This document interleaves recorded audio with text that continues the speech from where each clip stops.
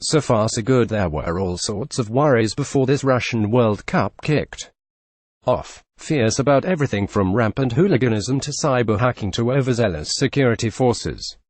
But so far all has been smooth, and the Russian people have been friendly and welcoming too. The 1 million person invasion of the country. Encouragingly for the Russians, the team has also performed above expectations with 2 convincing wins in its first 2 games. It's caused a few controversies, as the Socceroos will attest, but has mostly been a positive in making sure the right decision is eventually made without holding the game up too much.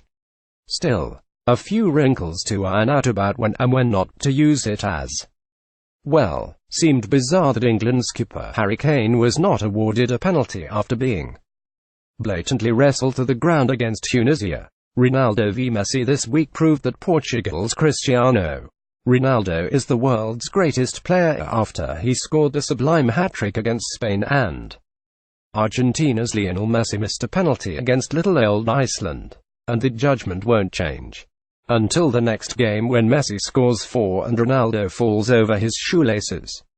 The "who is best" argument is a boring one. Just appreciate both. They're phenomenal. England will win the World Cup after a good first half hour. The Poms were rotten for the next hour until Captain Harry Kane popped up for a last-minute winner against a deeply ordinary Tunisia. Still, that hasn't stopped the ever-hyperbolic English press greeting the moment like it was 1966 revisited. It almost makes you feel sorry for the English players. Almost. Peru's fans are the best. The Mordavia Stadium in Saransk was literally shaking as Peru kicked off its first World Cup match in 36 years against Denmark. The noise was intense and turned what was supposed to be a neutral venue into the feel of a night in Lima. Not that it helped. They lost 1-0. There are estimates that there are more than 50,000 Peru fans in Russia, and every single one of them is here to make a noise. The ball is the best from a purely aesthetic point of view.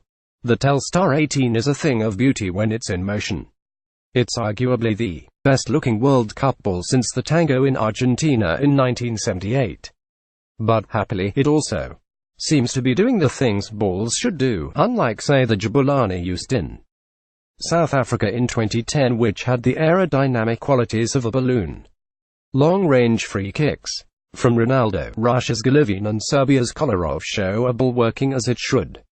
Keep the cup on SBS for all the excitement about new platforms and ways of delivering content. Sometimes there is something to be said for the tried and trusted. The troubles Optus incurred this week will be a case study in how not to manage a crisis. In years to come, it incurred the wrath of thousands and thousands of football fans after its app continually failed. Even worse, its first response blamed an extremely high number of viewers logging into our platforms. Strange, you would have thought they would have known exactly how many customers they had.